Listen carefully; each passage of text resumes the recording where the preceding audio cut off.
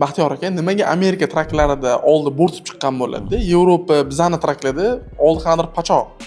Ha, qiziq savol. Bu savolni o'quvchilar ko'p berishadi. Buni o'ziga yarasha bir nechta sabablari bor.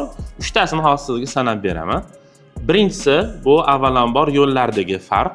Bilasizlar, Amerikada yo'llar ancha keng bo'ladi, traklar uchun U-turn, ya'ni qaytib razvorot qilish ancha osonroq bo'ladi. Yevropada esa yo'llar torlik hisobiga ham traklarga qaylish bu qiyinchilik tug'diradi. O'shaning uchun ham oldilari shunaqa bo'ladi. Ikkinchi farqi bu texnik xizmat ko'rsatishda bo'ladi. Misol uchun Amerika traklarini dvigatel oldida, kapotda oldida bo'lgani uchun bemalol haydovchi o'rnidan tushmasdan ham ta'mirlash ishlarini olsa bo'ladi.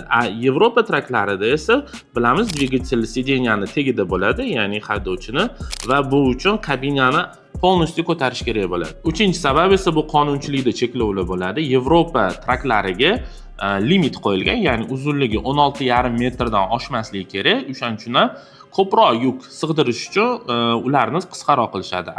Amerika traklarida esa bu narsa yo'q. Logistikaga oid shunaqa foydali ma'lumotlarni o'tkazib olmaslik uchun sahifamga obuna bo'ling.